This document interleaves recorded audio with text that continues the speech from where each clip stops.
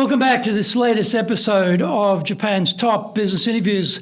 I'm your host, Dr. Greg Story, the president of Dale Carnegie Training, Tokyo, Japan. My special guest today is an old friend of mine, Danny Risberg, who is the president and representative director of Baxter, Japan. Danny, welcome. Thank you, Greg. It's a pleasure to be here. So, Danny, we're going to talk a little bit about leadership, of course, today, but just give us some of the backstory on how it is that you've arrived to become the president of Baxter, your background in Japan, your leadership, journey so far. Okay. Well, it's probably a real long story, but to keep it fairly succinct, I came to Japan roughly 30 years ago as a young kid trying to grow and learn things. I wanted to learn Japanese, was very interested, had other business before, and it gave me the opportunity to get here. So what was sparking the Japan interest at that time? Well, one is my mother's Japanese, and my father is American-Swedish, immigrated family to the U.S. I'm the youngest of 6 kids. My brothers are born in Tokyo, and they were living all in Japan. They moved to the U.S., and lo and behold, there I showed up. And so I grew up basically in Southern California, and always interested in Japan, had come here when I was very little, usually holidays with family, things. And my mother, unfortunately, we lost her to cancer. Oh. And at that time, a big discussion with our family came up, and we'd ask, hey, what could we have done, or what do you think? And her one thing that stuck in my head, she said, boy, if there's anything, I love everybody, but I really wish one of the kids could have learned Japanese and been Japanese. You're born here to my brothers. You don't speak Japanese, you become Americans, which is good. But that was one of her kind of comments, and that just stuck with me. And so I was lucky. I had sold a company I'd started at a very young age, and I was working to reinvest and do something else, and I had the opportunity. I said, okay. My father said, hey, why don't you do it? So to make myself do it, sold my house, sold everything I had as a young kid, that I was lucky that my business was successful. What was the business that you had? It was actually in the entertainment industry. Okay. And it was bought by a large public company. So you're really a very entrepreneurial guy. That's how it started. Was this while you were at college or something? Were you running this? No, it started when I was in high school. High school? Yeah. Wow. So it was a really, what I would say is crazy time as a kid. But I did that until I was like 26, and I started having this wondering what I should be doing. It was successful, but was I having fun? Was it my future? And then when my mother's situation came up, I said, now it's time. So while the going was good, I'd sold it. Came to Japan. I'd sold everything to make myself be committed. I flew out here, paid 2 years for an apartment, said, what am I going to do? I started going to school, and 6 months later realized I can't do that. I'm not good at going to school. So what I want to do is I'll learn Japanese while I work. And I'd met people, got in to a small training company, moved into medical because I was interested after my mother, situation with home care and what went on. And that just turned into many things. Worked in a couple companies. They'd grown, sold, different things, and I'd ended up back in the U.S. while I had some Japanese companies. The U.S. started growing in the end. Are you forming companies in Japan yourself? Yes. So you actually, while you're here, you can't stop that entrepreneurial bug. Well, so you've got to start companies here as well. Yes, it was the only way at that point. Yeah, what sort of companies were these? Well, one, medical at that time, started working with a friend and partner, invested in his company, became part of that. And that was a company called Medic International. Then I started a company called Tradewinds Pacific, because I started saying, let's bring in, and medical products were basically driven by the U.S. market at that time. So I started representing U.S. companies, becoming their distributors. Then I thought, let's make our own products, started a company called Pacific Trading, and then acquired a small Japanese manufacturer who had licensing, was a small business in Mishima, and then turned that into where we imported, but we also had our own product. Then set up some factories in China, and as that grew, started saying, what's next, what's next?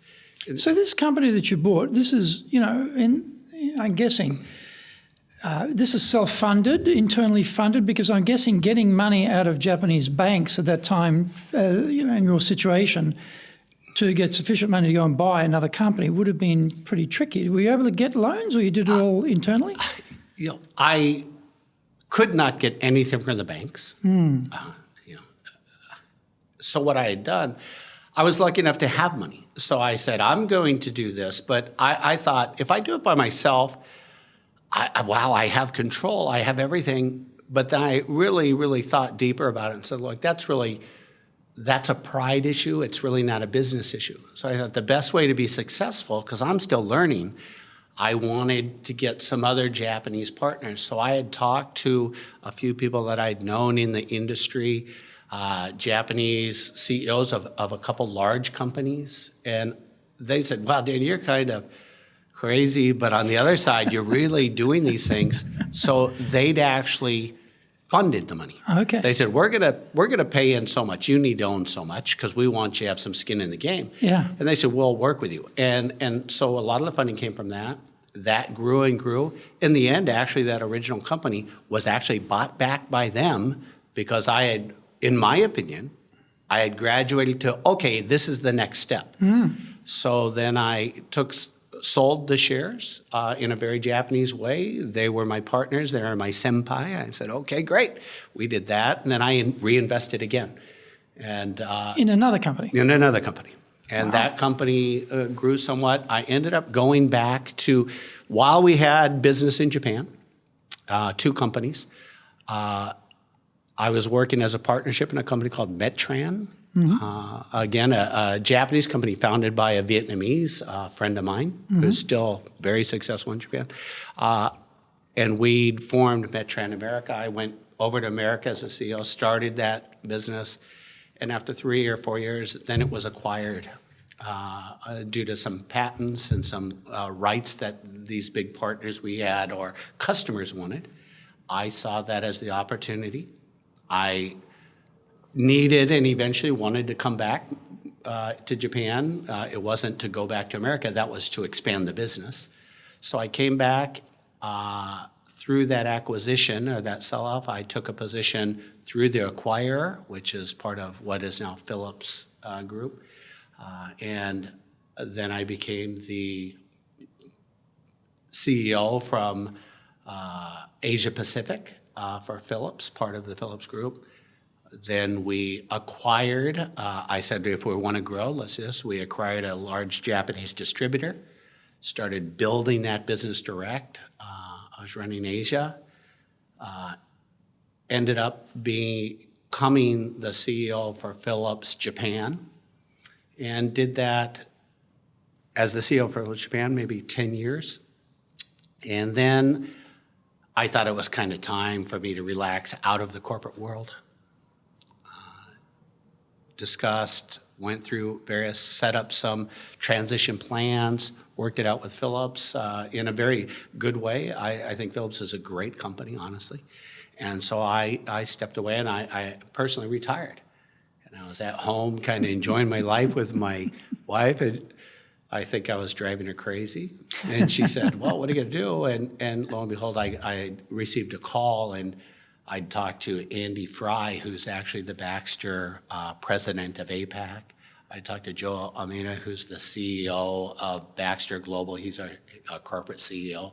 And I said, boy, we'd love it if you're interested, come and work at Baxter. We want to move into a growth mode. This is the challenges. We'd like to do this. And it sounded fun. I wanted to work. I was thinking I was not going to be able to stay home. So I took the job at Baxter. And I've now been at Baxter, I think on the 21st was my 3rd year. Yeah. So I've been at Baxter now for 3 years. It's gone fast. And out of the 3 years at Baxter, 2 of them have been in lockdown working from home, so it's kind of tough, but we're getting Your wife over didn't that. get rid of you after all. No. I'm still working most of the time at home, but that's kind of, it's taken a full circle. Yeah. And I would say from private, I guess, I don't say it like that, but not entrepreneur, but private, personal wanting to do businesses. There's been 5 going there. Now I got in the corporate world at Philips, learned a lot, have hopefully personally grown, and I've enjoyed it. And now at Baxter. So let's wind back there and talk a little bit about, you sold up the business in California. You've sold the house, like Alexander burning the boats on the beach, when there's invading what is now, I guess, Turkey.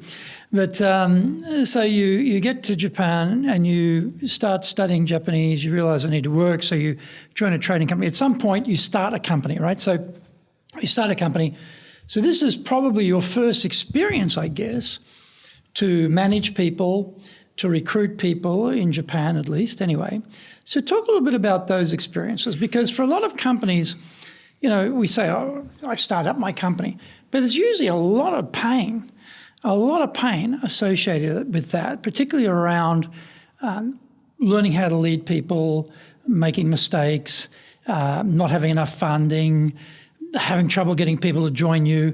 Can you talk about some of the challenges you felt when you first started your own business and you were the one running it?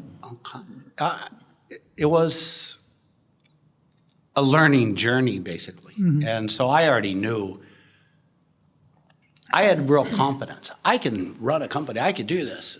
But I also knew. How old were you this time? I was 29, roughly. How old were you, sorry? 29. 29, right? So I said, okay, I've run a company in the U.S. for a long time. I could do this. And I'm seeing Japan. I said, it can't be that different. But I guess in retrospect, the one thing, if I could give myself credit, I said, I was realistic. Okay. And I said, I know a lot. Running a business, I could do sales. I could figure out the money. I could read a P&L. I know all that. But I said, but I probably don't know all the HR rules. I don't know all these things. I want to make sure I understand our customers, which is, the success to any business. I needed all those things, and I said I couldn't do it. And that was where I alluded to before, maybe sucking up some of my pride and saying, hey, what I don't know, I don't know. And how could I leverage what I do know and get help where I don't know? And that was where I'd reached out to some older generation Japanese successful business people, pitched to them, talked to them, got their mentorship, and they said, "Okay, do it like this." So, okay, that just rolled off your tongue so smoothly. I got these older, experienced Japanese to become my mentor. How did you do that? Because you're a 29-year-old guy here. You're just trying to run your business. How do you get people to trust you, to help you, to become a mentor for you? It's not that easy in Japan. Well, there were really 3 people that gave me a lot of advice. One who's still to date, one of a very confident friend of mine and continuous mentor. His name is Katehira-san. And he actually had a company. I said, oh, okay. In fact, he had several. And I said, okay, I'll work for you while I do this. Is that okay? I said, because then you can teach me and I'll add value to your business, but I won't be there forever. That's the deal. He said, okay, no problem. And by working with him, so he had said, you need to learn this. So I said, okay, he put me in different departments. And we built a relationship to the point where he trusted me that I was dedicated to his business, but he also trusted and knew I would not be there forever. And we said, let's be transparent. I won't just bail out on you. You're not just going to. So we kind of started that way, and it took a year and a half. Again, I got around 26. I'm working at 27. Now I'm 29. I think I learned enough. I'm ready. Right. So then when we talked, and these were associates of his, the other 2. And so as I talked to them, one of them is Ikegami-san, and he's actually passed away now. And I'd said, look, this is my vision. This is what I want. And he said, well, Danny, you're a gaijin just for it. What are you going to do? I'm not sure you can do it. I said, well, that's why I need your help. But on the other side, you don't know what I can do. I would take a chance on somebody if I were you, or you could just miss out on the opportunity. I said, I'm going to do it whether it's you or not. I said, so please help me out. Why don't you try?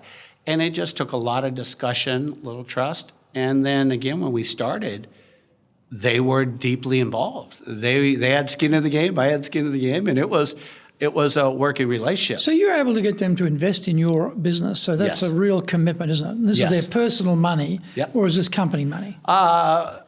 To them personal, because they're the owners of their companies. Right. Right, very Japanese style, way of thinking. And again, when first thing I said, okay, we're starting this, I can't hire all these people, or I don't want to hire a lot of the non-value added. I want to do this engineering first step. I'll work on that. I'll do that. I can control it. I need help here. I need help here. And so as we did that, it was, okay, from an accounting standpoint, who do you need? Okay, they'd introduce me. Use this accountant. He knows us. He knows you. He can help you. When I needed regulatory advice for medical products, okay, talk to this person. So all of the things I knew needed to happen, but I didn't have the expertise, those connections got built.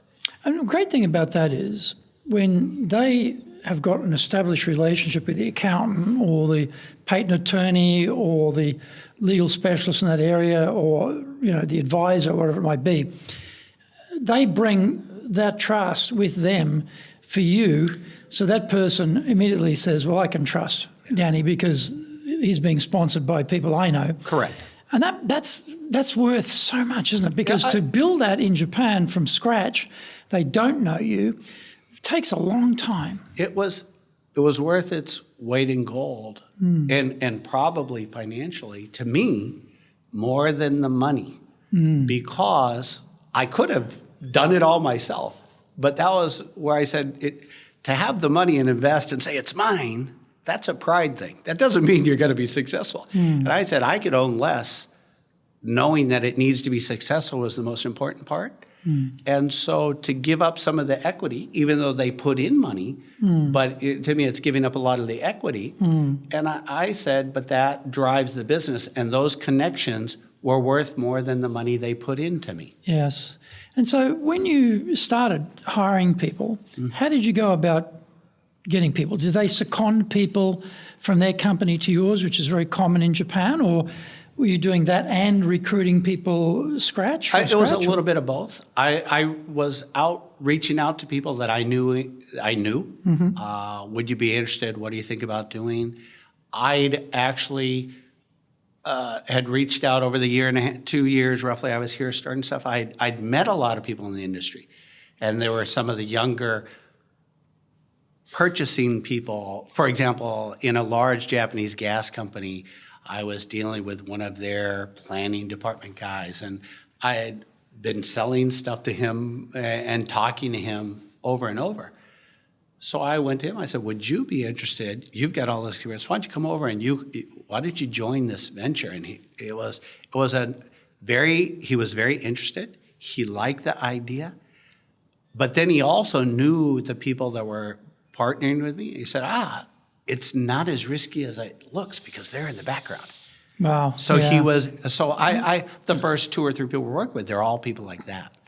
And that's, again, this thing, we often have these discussions on this program about leadership and people trying to hire people. And often, the grandparents don't approve. The parents don't approve. So they don't join the company. It's like you talk to them, you think, oh, well, the wife doesn't approve, right? So the family's risk averse. Oh, don't like the sound of this. Venture, no. This could go broke. You stay with the big company, that's a safe path. But as you're saying, because you've got these sort of bigger players in the background that providing sort of air cover, I guess, the people think, oh, okay, this is safer than it looks. I'm prepared to take the risk, which actually my risk has been reduced. So that's, again, a big plus, isn't it? Yeah, I exactly as you say it. I mean, that's what happened. And it's hard to measure those things. And now after 30 years in Japan, I'm thinking, wow, that's exactly how it works. So I was fairly on track when I had thought that way. And even today, 30 years later, the relationships are key in Japan. A lot of the structure, the ability to offer stable things where people feel a little more comfortable. And the other is, that I've learned over time, I think and in retrospect, I could clearly say, as you work to always have the best people, that's what you want as any company. And you always want to hire somebody better than you, right?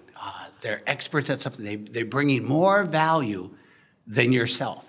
And if you think that way. Just on that point, though, I often think about this. When you're a small company, you can't afford the best people because other bigger companies can pay them a lot more than you can. So you have to take the C player, not the A player, because you can't afford the A player. You have to take the C player and turn them into the B player. And if they become that good to become an A player, they'll wind up working for somebody else who can pay a lot more than you can. So how did you get around that? Because, you don't have unlimited funds here. Yes, we're going to get the best people, but it's, okay, you've got to cut the cloth to your budget here. How did you work that? I approached it as be realistic in what can you afford, right? The impossible is the impossible. But knowing where my limit was, being very transparent, and when I did approach people, one of the key things, and I still find that important today, is that you say, this is what we can afford or we could do. If you're interested, yes or no, and because I can't do more. So be open and honest about it. But at the same time, understand it may not meet whatever some financial need right now that you want today. But you're being asked to come in and build your future. So you're selling the dream of the future. So this is going to be quite a big sale to get someone to change their career path from something that's probably quite secure in a Japanese lifetime employment context to take step out of the comfort zone, take a big risk. And so your storytelling skills must be very high, and your persuasion to get them to buy into something that hasn't even happened yet, that's on the way through to be created. How did you do that? Well, that's true. It is a storytelling. I guess it's the ability to tell your story, frame that dream, be very clear about the reasons, the benefit, what it really means. And a lot of it, again, it's that stability that they may have. To have stability for many is one thing, but that doesn't mean they're happy. No. And so if you say, hey, but you're really happy and safe and you could be a kacho or jucho or bucho forever, but are you really going to do that for the rest of your life? What would you like to build? This is the opportunity. So it's to let people understand how they can build their own future and the opportunities. And then you'll find certain people will step out of the comfort zone because they believe not only in your goals, together as a team you would build, but they're believing in they have the opportunity to do what they think should be the ultimate.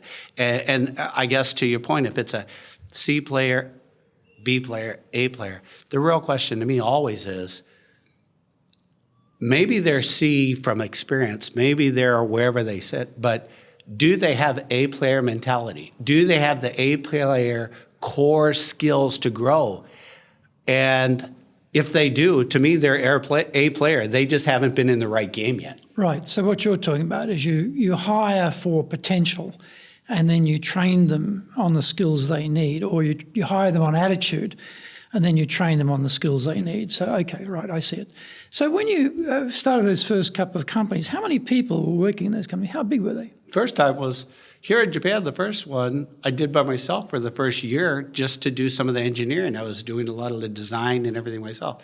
The second one where we actually moved to another level. Wait a minute. Here's a high school guy who gets in the entertainment industry in the States, who sells the company. Where's the engineering part fit into this? I love design and engineering, so I could doodle and I could do things. And I'd actually picked at that time, I said, here's a product that there's one player in the world leading. I said, so even if I'm halfway successful, I could get 5-10% market share. There's a clear need. So I studied, listened to the need, learned as much as I could. So I said, I'll conceptually design all the basics myself. I'll do this. And then again, luckily I had enough money. So I'd reached out to some mold designers that were in Hong Kong. And I said, that was through another relationship. I'd been introduced them through a Chinese friend of mine. And I said, okay, here's my idea. Would you like to do this? I can pay this much. And I would need you to formalize, do the critical engineering and the design for the mold designs. So we did that with them. Then I said, okay, we're only going to start. I know it's not giant companies, so instead of making the mold to do 50 pieces to get my cost to 10 cents, whatever that, the typical mathematics that you do in manufacturing. I said, okay, the reality is I need to start the business. So we're going to minimize the mold cost, design cost. We're going to do it like that. And so I stepped my way into it to where then I actually had product. I had the manufacturing capability with a company in China. I said, look, it's going to start out small, but this is where we start. He wanted to get in healthcare. I said, I'll teach you healthcare. I'll teach you how to get your factory FDA approved. And then you could go from making your hair dryers, everything else you're doing, you could start doing this. You have plastics capability, you know this. So yeah, it's again, leveraging so it's everything. a win-win for both of you, right? Leveraging everything. And as we did that, then I said, okay, now it's time. We've got approval in Japan. I've got a product. Now I just can't sell it. Well, wait a minute. I got approval in Japan. We're talking about one of the most highly regulated areas around medicine in Japan where, normally, look at what happened with COVID, right? Mm-hmm. I think it was Pfizer, Connor, who just missed out on becoming Prime Minister, was talking about that Pfizer did, I think it was 30,000 person tests and about 100 so Japanese in the States, and they tested the Pfizer on these people and they got the results and they presented to the Ministry of Health. Just rejected it. Yeah. Just rejected it. No. Yes, they're biologically, genetically Japanese, but no. They're not living in a Japanese food or Japanese culture, so we can't take your results. This is the sort of thinking you're up against, So here you've got one of the very most conservative ministries in Japan around granting freedom to do things in the medical area. So how did you get your stuff past them? It was part of the initial planning and thinking. What products, where, and why. So in your example, if it's pharma, I already know could never do that. So when I looked at what are mechanical devices in Japan, what does it take? Is there predicate devices? What's already approved? What is this? So I'd actually very realistic even before starting to say what are all of the critical path issues that I need to do? What is the time frame? So I'd picked products that were straightforward. Again, with this niche, out of all of you could do, I said, there's one company leading everything. Here's one thing I know I can do. It's fairly straightforward regulatory path. You do talk to the ministry before you start. Do you have anything you would require? Oh, that's a pretty straightforward product. You need to do this. Did it require clinical trials? No, it doesn't. You just need to show me the safety. And it was very consciously reviewed, selected, and then developed, knowing that all these other dreams I had are pie in the sky because you can't do them. You can't get them. Dream is wonderful, but unless it's executionable, it's not a plan. If you want to be successful as a leader, do the Leadership Training for Managers course. All companies need people who can both manage and lead. Leading people screams out for real skills in communication, dealing with all different types of people, being excellent at innovation, planning, delegation, handling mistakes, doing performance reviews really well, and inspiring and motivating the team. Do the Leadership Training for Managers course now in either Japanese or English.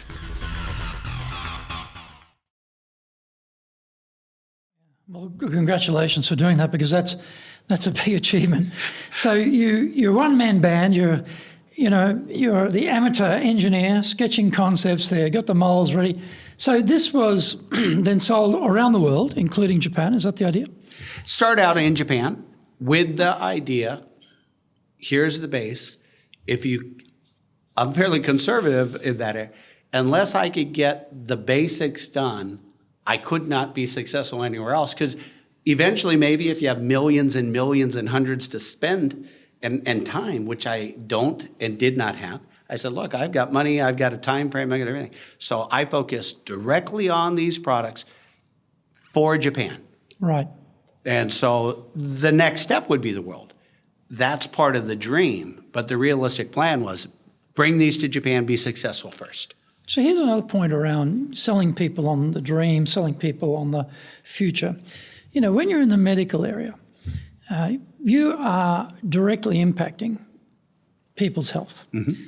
And we often talk about the job is not a job. The work is a calling. You know, we don't sell training. We transform people's careers and businesses. That's what we talk about internally. Mm-hmm. Oh, we teach leadership, we teach sales, we teach communication, we teach presentation skills. No, these are tools which transform people's careers and businesses. So were you doing the same thing in your company, where you're appealing to people's innate nature to do good in the world and to help other people? Was this how you were working it? Yeah, I mean, that is why I selected medical. I mean, after had the experience living through what happened with my mom, right. I said, so what I wanted to do and always wanted to do is let's add value to society through helping patients and their families. So that's always been there. At Baxter today, one of my biggest reasons to be passionate and do what I do at Baxter is our vision. It's saving and sustaining lives. Everything we do needs to be about that. And so I think even though we started simply in the examples that we're talking about, the first company and what we did, it was okay because this was a critical product that added value to the patient. Everybody needs it in their care. It was in humidification. And what we said was, okay, so we know there's clinical value. We know we can do it safe. We know we can do this. But what's the difference between the Me Too? Because there's already a leader. And we said, but what we can do, how do we add to society? We can make it simpler, cheaper, and we'll innovate from there and then bring this innovation to constantly improve based on the feedback from the customer, based on the user or the clinical outcomes. And so even if you start simple,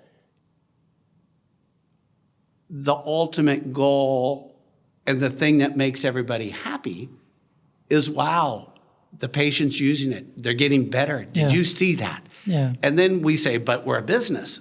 And my point to the business is always, a business has to be profitable. It has to be successful. That's why it's a business. But if you're saving people, why do you need to make money, right? So you have that kind of chicken and egg argument.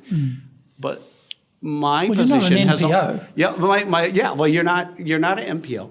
And if you really want to help people, you want to help society, you want to help the patient, if a company doesn't make money, they cannot continue to innovate. They cannot reinvest. They cannot improve and make it better. So in the ultimate goal to help society and the patient, the company must be profitable. Yeah. Because that drives the cycle. And when I hear you talk about big player and you're coming out with a simplified, more economical product that works, did they try and buy you out? Because it's very common in Japan, they take out the competition by buying them. They did not. I don't know why.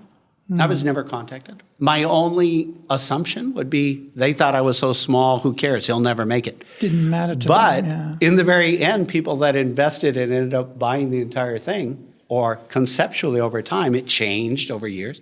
But in that space, it was their customers that said, we're going to invest in you and we want to buy your products and or your company because we're tired of just buying from one person. So your customers are now becoming shareholders in the company as well? Yeah, they became the biggest partners.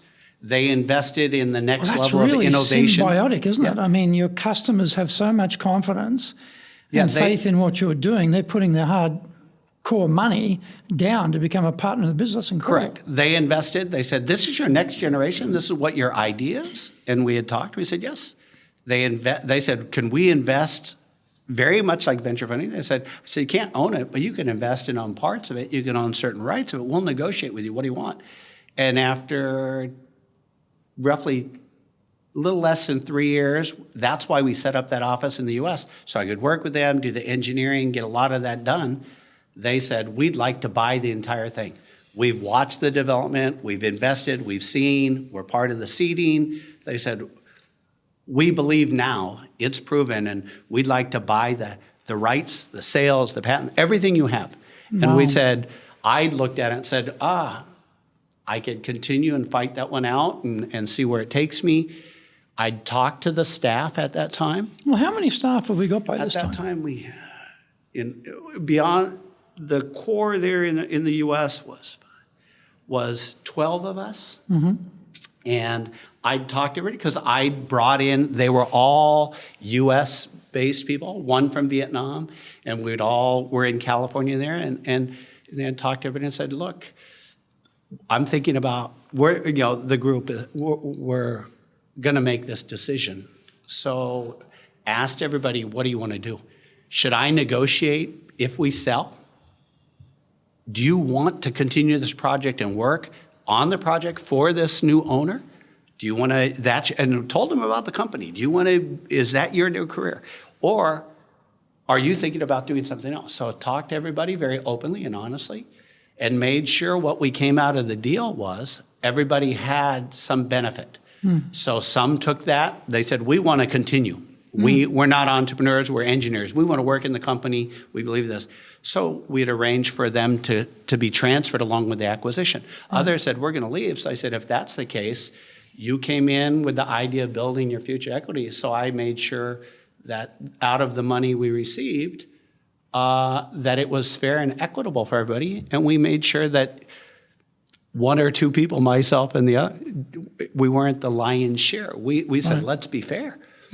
Because it's an open game and things change, but the empathy or the commitment to be true to the discussion, if you don't do that, no one will ever trust you the second time. That's integrity, isn't it?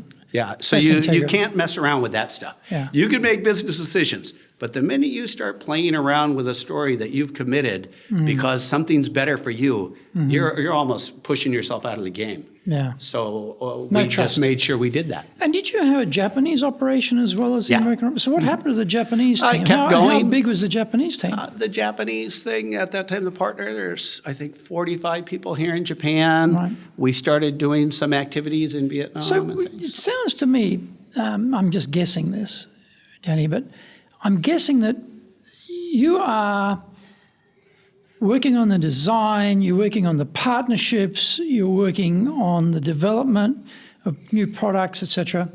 So are you delegating the actual day-to-day running of the company to other people to free you up to do all these things? Or are you doing all of those things and looking after the day-to-day running as a leader? No. What I was doing then, and I tend to do it even now, which is I'm in the detail. So I'm in the detail of everything, honestly. I love detail. But I think one of the ways I was able to do that is, for example, I'm in the engineering and everything, but am I the best engineer? No. So hire the best guy, be involved, listen, learn, feedback, but trust him and the team to do the best. Here's our problem. Okay, I don't know all the answers. Here's the idea, but they would do the engineering. So make sure I was involved in everything because it's small, it's startup. But at the same time, trust the people you hire, listen to them, learn from them, let them be responsible and lead, because that's why you're paying them anyways. It'd be like hiring a lawyer and not listening to them. You're crazy. Yeah. So you got to listen to the people you're hiring and paying. And so I would participate, but I would learn. And then I ran the general business, the finance, and then I did as much as possible to keep the customers, the investors engaged, keep them updated, talking to them all the time, listening to their needs, what they were willing to do or not willing to do, what they were thinking would happen over the future so that they were not guessing about us, and I, as much as possible, not guessing about what they needed. So this is really stakeholder communication we're talking about here, isn't it? And so I guess with 40-odd people, you've got a sales team, presumably there's a sales manager looking after them. You've got an engineering team, probably an engineering manager looking after them. You've got maybe your accounting team, or your internal finance team, bookkeeping team, your HR team. I don't know how big it was. But so basically, you're supervising all of this, but it sounds like, you're really found that your niche highest value to the organisation is that outbound activity, right? Correct. Yeah. And so after you sell the company, you're in the States, sell the company, then what happens? Then part of it at that time was come back to Japan. It's information that's out there, but I came back to Japan, and part of that agreement, I had a 3-year non-compete. They said, well, if that's the case, why don't you work in this part of the group, which was Respironics. So is this Philips we're talking about? Yeah, it's so, a so subsidiary of Philips was the group that bought the company with a 3-year non-compete, and they said, well, hang on a minute, why don't we just bring him into the company? Yeah. Right. So what was that like, going from very entrepreneurial, challenging the biggest player in the world, sketching on the back of the the sort of napkin at the restaurant what the design is going to be, type of thing. I'm making that up, but that type of really hands-on, to now you're part of the corporate machine, and you've probably never actually worked in a corporate machine before. I'd never worked at a corporate at all. They knew that. We'd talked a lot about it, and they said, but you do this really well, you do this, what do you think? You're a perpetual salesman. They went through it, and we talked. And for me personally, I said, look, luckily I was able to make money over time with the companies. I'd done some now in retrospect, again, some good investments, so I was financially fine still and doing well. And I said, look, okay, I could always go back and start something. I said that could happen anytime, but where can I learn the most? Mm-hmm. And ultimately, I believed. I sometimes I ask myself, but I believed, and I still am on the believer side of that. Is that where could I have the most impact? And I said I could probably have more impact working in a larger company. Offering better healthcare opportunities, better opportunities for employees. And I've never worked in a public large company. Let's see if I could do that. Mm-hmm. Let's see if I could learn how to work and be a boss, but at the same time have many bosses. Yeah. I'd never done it. So to me, that was interesting. Yeah, and you're probably in a matrix too, because you've got, most of those big organizations, matrix. So what was the actual role you had when you first joined Philips? I became the senior vice president. At that time, I was the senior vice president of APAC, of sales and marketing. So I started to take over and running their APAC business. So you've got sales teams scattered throughout APAC with sales leaders reporting to you. Yes. Right. Sales and marketing teams. Sorry? Sales and marketing. So how many people are we talking about? At that time, it was small. Direct in Japan, direct employees, I think, were 16 people maximum at that time. Mm-hmm. But we also had factories in the Philippines, factories in China, a fairly big hub and operational thing in Hong Kong. So although I was not running them,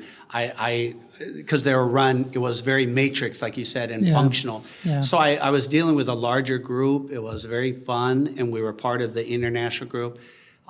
So that's where it started. Then we said, I was doing that out of California. I said, okay, but I'm going to go back to Okay, so you're based in California for that one. I said, but this has been 6 months. I'm in California. I think I figured it out. I said, I'm going to go to Japan. They said, go to Japan. Why not Hong Kong? We already got. I said, no, Japan's our biggest right in front of me opportunity. We're going to build China. I've set up China.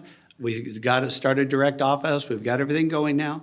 I'm going to go to Japan. So I came to Japan, back to Japan, and said, what's our opportunity? What do we do? And we ended up buying our distributor.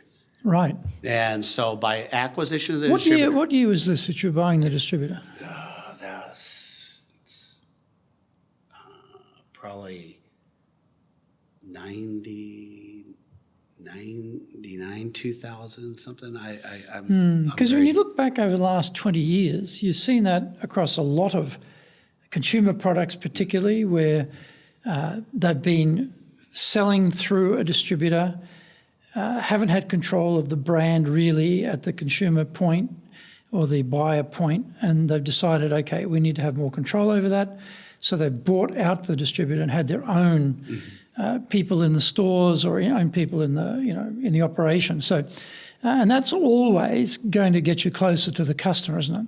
So what are some of the challenges of going from here's the guy who's incredibly entrepreneurial, startups, selling companies off, and now you're responsible for people who are, I'll use the word journeyman, company journeyman or journeywomen. They work in the machine. Mm-hmm. They're never going to be starting up a company. They're going to work for a big company. They want to work for a big company.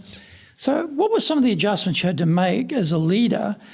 Because you're selling a different type of dream now. I mean, you still got the big scale dream, but it's not quite the same, is it? No, and that, I think you touched on it before, maybe the stakeholder management. So at that time, I thought there were two big core stakeholders. One is the distributor and what you would do there. Why would they want to sell, and how do you keep them engaged? Yeah. Because you're buying them for a reason. Successful, there's always a reason. So you don't want to make the mistake of buying something and letting that fall through the fingers like sand, right? So I said they're a stakeholder there. But the other thing is convince and manage the stakeholders in the corporate side, because they were maybe not so interested. What do you mean? We're doing fine with the distributor. I said, yeah, but at that time I asked our CEO, Jim Lycan, I said, Jim, and Jeff Waters was my boss, a gentleman named Jeff Waters. I said, look,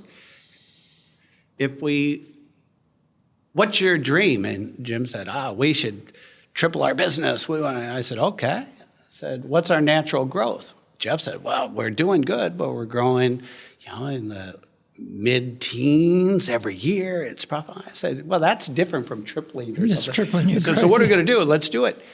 And getting their blessing and then convincing the rest of the corporate that was worthwhile. Okay. Then at the same time, convincing this guy to sell. We're not just going to crush it. You're going to be part of it. As a distributor, is a privately held company with probably a one-man shacho type of owner arrangement? Yep. Well, that's another, I mean, the way these things just pour out here, we just bought the distributor. Now, it was not easy. Well, that's what I'm thinking. I remember, previous president of Randstad, they had taken years to buy a Japanese company who was in the same business. Mm-hmm. And I remember so difficult to get them to give up because the owner has so much passion. It's their baby. They have this, fraternal and maternal concept around the staff that, they're not going to sell them off to some, outsider group. Mm-hmm. So, again, your skills in persuasion, Danny, have to be superb to get them to give up that ownership for the bigger good here. I think it was, honestly, it was a lot of very difficult discussion, but talking to him and not saying, this is what we want to do, this is what we want to do. Talking to him and say, why do you do what you do? What do you want to do? If you were to partner, even if you owned it and we just gave you money, what would you do? What's these next 10 steps you would take? What are the sacred areas that you would never touch, you'd keep? And where would you invest? And if you don't invest that today, why not? Is it the funding? Is it the capability? And so months and months of those discussions to understand his vision, his dream. How old was the president? He was at that time, if he's 80, so 50, I think he was probably at that time, early 50s. So still young. Yeah. You know, if you're talking to someone who's 70, that's a different discussion. But if you're 50, you're thinking, I've got another 20, 30 years ahead of me here. And to get them to give up that 20, 30 years of their control, that's a big decision. Yeah. But understanding what he wanted made a big difference. And part of that, when I realized that, we'd said, okay, if you could triple your growth and these are the core areas you're going to invest, that's what we're going to invest in. When we buy, partnership, take the money, put it into the company, that's where we're going to spend the money. And you have the expertise, so how are you going to help us? Yep. So we changed and structured the deal around success. And actually, we bought it under a determined price over time, actually 5 years, and said, in the end, beyond this fixed price we're paying for the assets and everything you want, the more successful it is, that's your bonus. We will calculate our payment to you based on the success of this. We will own it, we'll book it, but you will be a successful part of the company for the next 5 years, and at the end, dream about how good it could be. That's how much we're going to pay you. And so he stayed. Stayed for 5 years. He was the CEO for 2. I was the COO while I ran the rest of APAC. Then we said, it's big enough, it's happening, we're super successful. He was happy then. He said, I'll be the chairman, you be the CEO. I said, okay, I'll do that.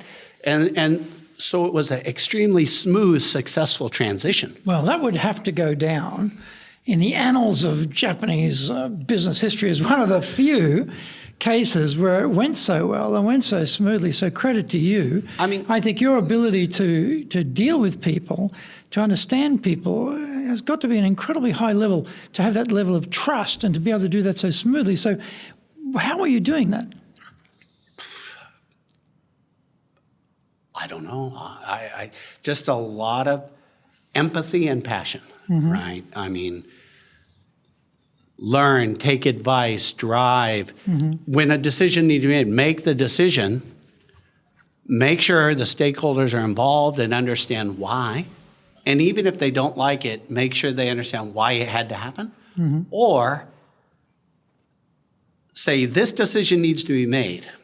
It could be A, B, or C. There's 20 roads to Rome. Let's pick the one we're going to go on. Make sure that they're involved. Make sure that they're part of it. Especially, for example, in this acquisition, this man is extremely smart.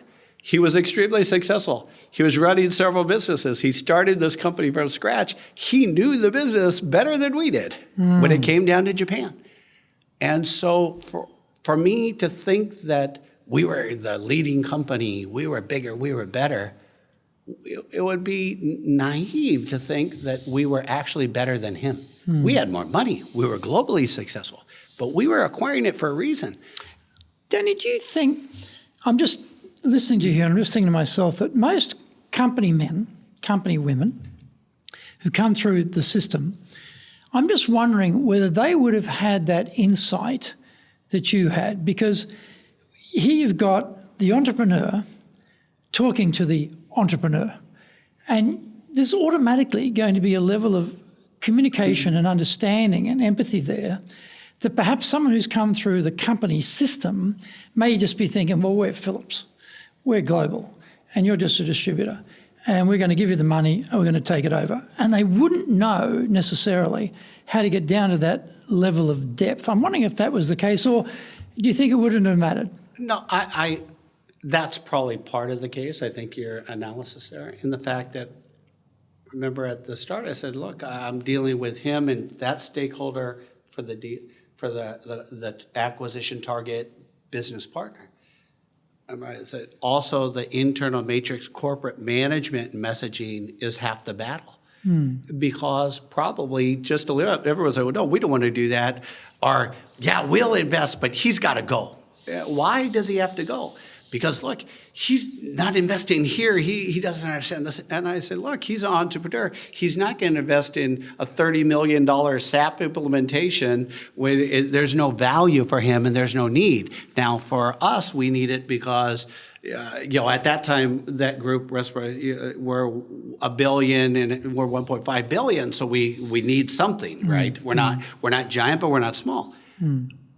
Don't put it all in the same mold, because he's making a decision for his reasons.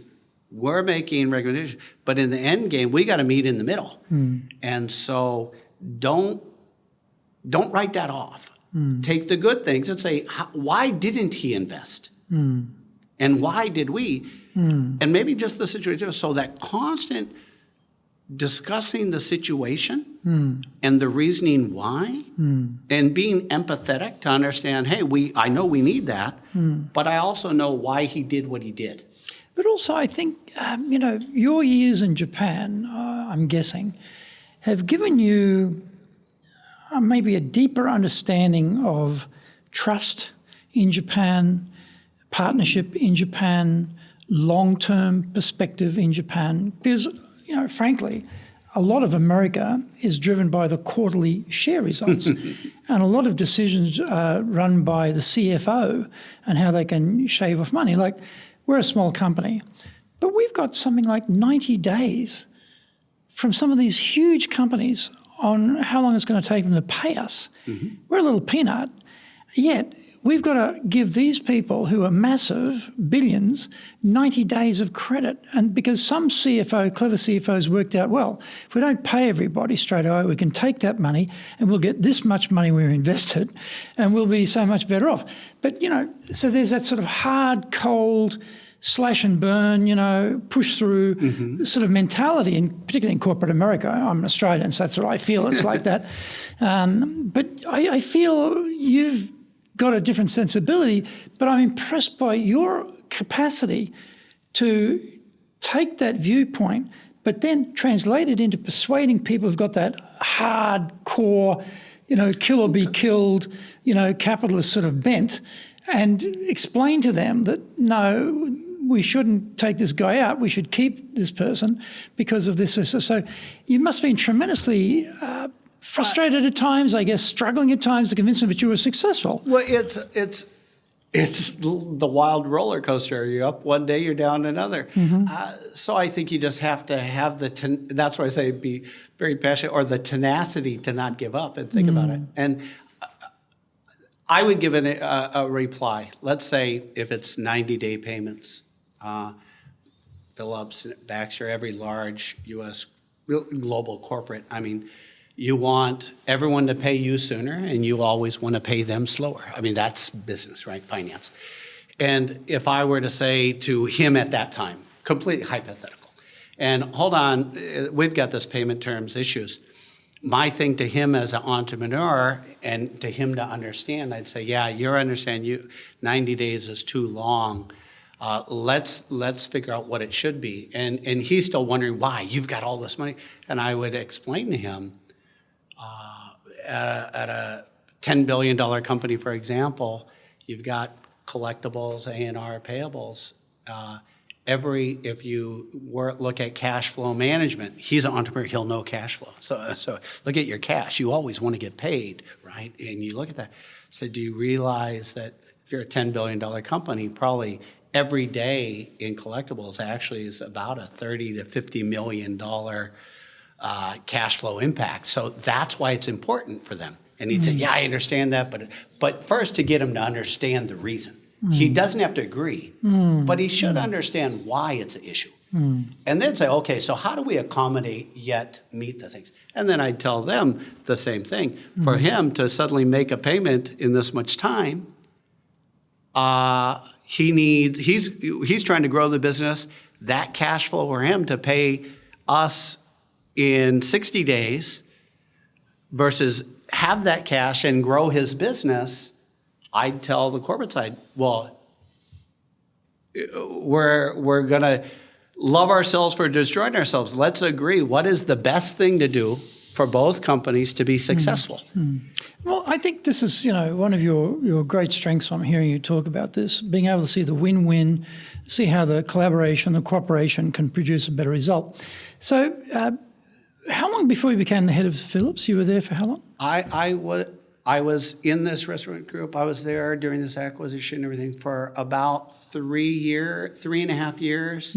Then Philips did the entire global acquisition, integration, everything became, so the Japanese entities went away, the U.S. corporate entities went away, and it all became Philips. Right.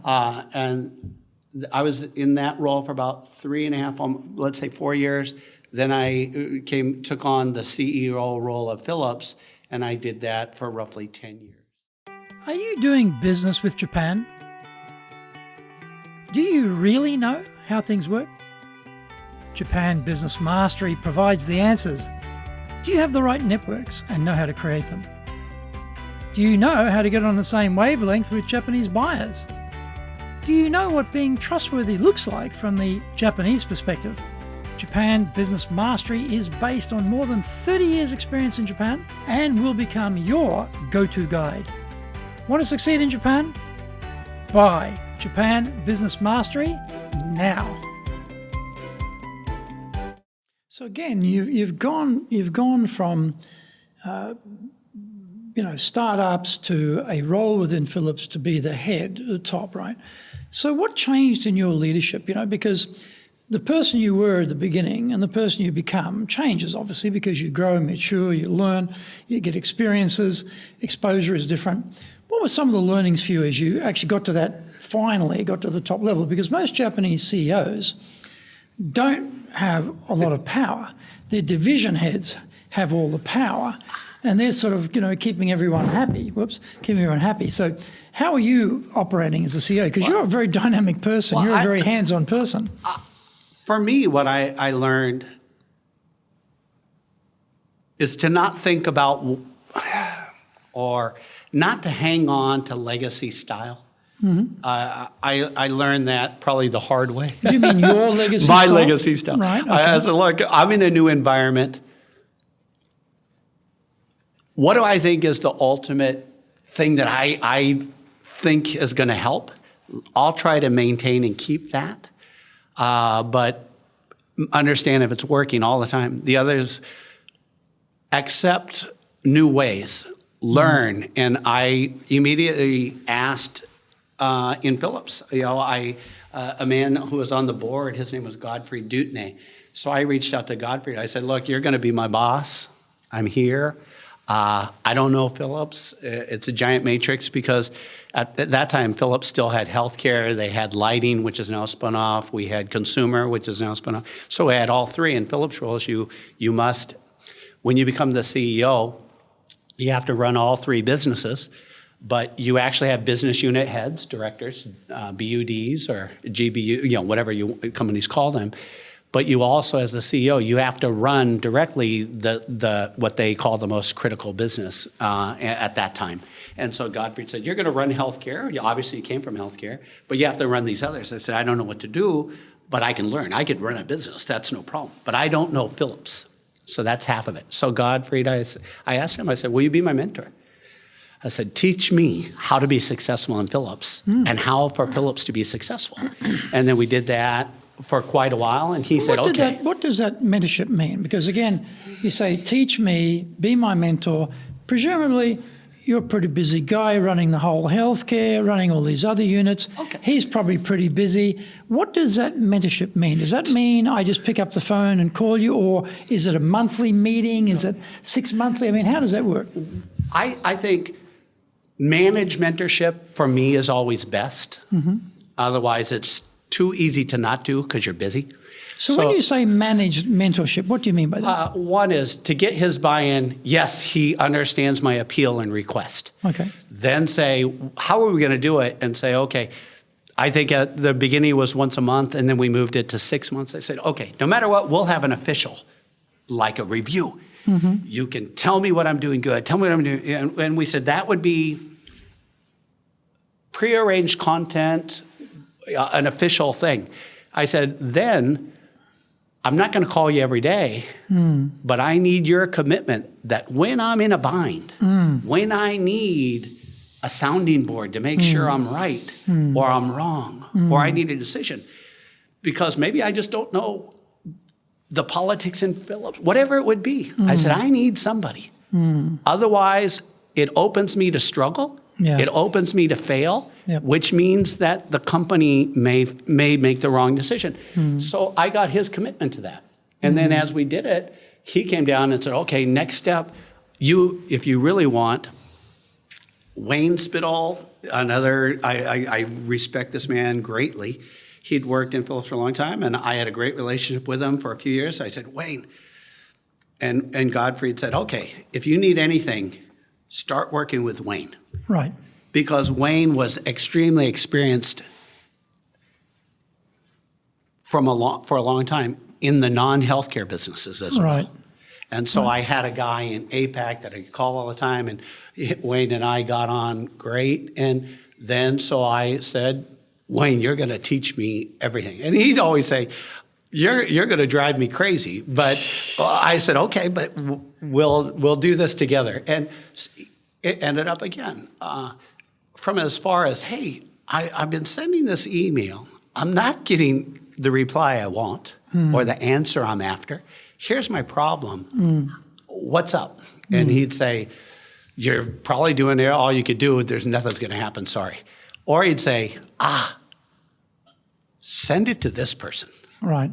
I mean, it's all about the people. It's all about communications. Connections and who's the right person. Yeah. And yeah, exactly. And so, in a big matrix organization, to me, that mentorship, that's where it happened most. He wasn't telling me, your cost is 0.5% higher or something. I mean, he's telling me, that's the person you got to talk to.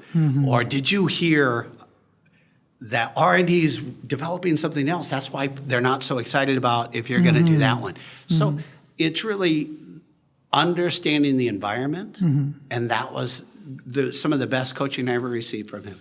So you talked about, this idea of legacy, and often, we have that expression about to a hammer, everything looks like a nail.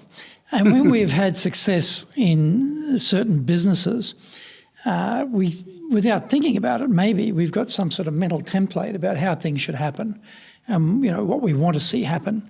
But often we can be wrong, and we're actually trying to fit something, a square peg in the round hole here, and to our chagrin and our pain, we realise in our failure, we realise this isn't what I need to approach it a different way.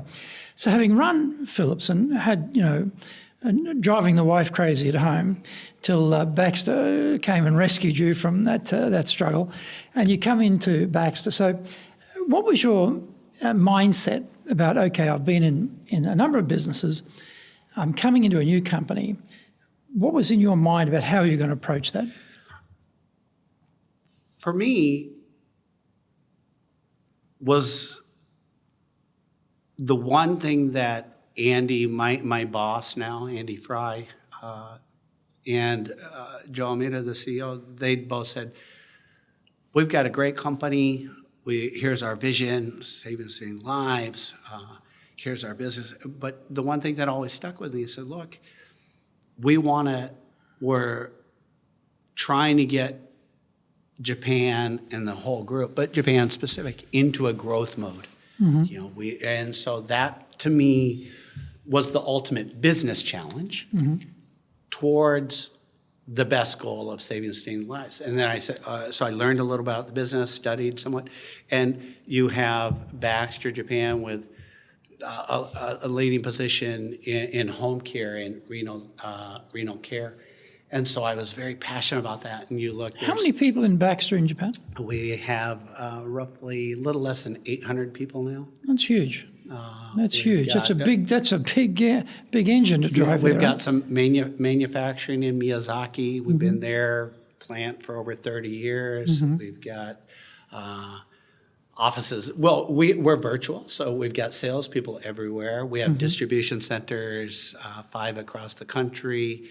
Our corporate So offices. You've been virtual for a long time. Yeah, and so they've always had virtual sales, so we were kind of used to that. But Baxter, when I approached it, I said, look, we've got a lot of really good things. I'm not going to make any decisions until I learn and listen, because it's all about the people. Usually the processes are pretty good in a company as strong and as historic as Baxter. So if it's not working, it probably starts with the people. And maybe it's they don't understand the process. Maybe it's the people are really great where I say you've got a C player, B player, A player. Maybe they're A players and we're all thinking they're C because we're asking them to do the wrong thing. Right. So you got to learn. And wrong seat on the bus type of thing, yeah. Well, maybe they're sitting on the wrong bus or in the wrong seat, or, and a big case of that is they're in the wrong seat. They're on the right bus. So are we helping them to be successful? So I try to take that approach. And you see, the great thing that I today did not know when I entered Baxter, and that's why I didn't want to make any personal conclusions before I start. That'd be the big mistake. But I realized that we are an extremely clinically driven company. Okay? We've got deep clinical knowledge, and I enjoy that. So when I look at it, I think our biggest transition, we're still doing it today, but I think Baxter Japan clearly, to get in a growth mode, is really bring our true value to the marketplace. And we have great equipment. We have innovation and technical equipment.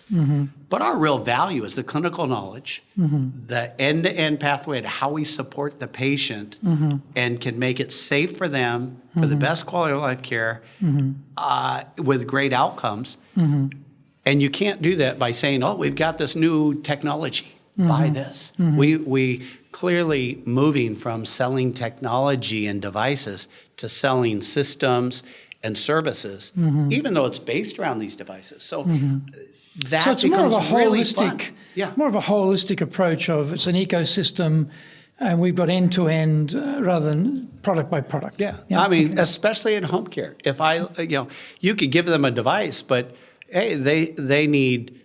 We're kind of a hybrid company, for example, and the example would be renal. We have a lot of pharma products in Baxter, and we have a lot of medical devices in Baxter. But in our renal business, it's the device is what the patient uses every night to deliver the pharma. Right.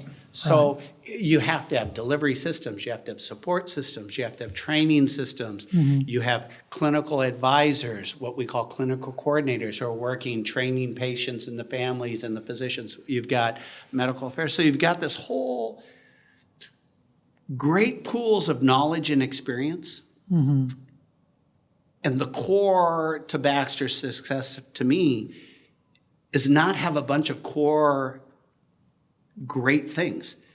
It's to blend them together and have a great system. Right. And that's the constant challenge. So the sum of the parts is going to be greater than the whole type of thing, right? Yeah, and that's fun. It lets everybody grow. It lets our clinical coordinator people sit in a sales meeting and learn and say, oh, that's what the sales guys say. That's what he does. And the sales guys say, oh, well, I'm saying this, but the clinical coordinator, he's delivering a clinical message. So it's the blend of everything that makes it successful. It's not individual messages. They may appeal at points, but for our customers to understand the value, we need to have this bigger system, holistic value proposition than anything individual. So, Dan, you've got a lot of experience from, high school right through to running Philips, now running Baxter. If someone was being sent to Japan, they run a business here, they don't know Japan, they don't speak Japanese, what would be some advice you'd have for them? Probably three things. Make sure you understand the goal from your company at why I think everybody would know that, but why, in deep, what your company's asking you to do and why, and a time frame. If you don't have that, you're always going to struggle. And when you bring that, be realistic and understand that learn your people and trust them. It doesn't mean you do everything they say. It doesn't mean you agree to everything. but you have to be empathetic and listen. And when you do that, you'll get tidbits of just unbelievable knowledge, which takes a lot of discussion in Japan.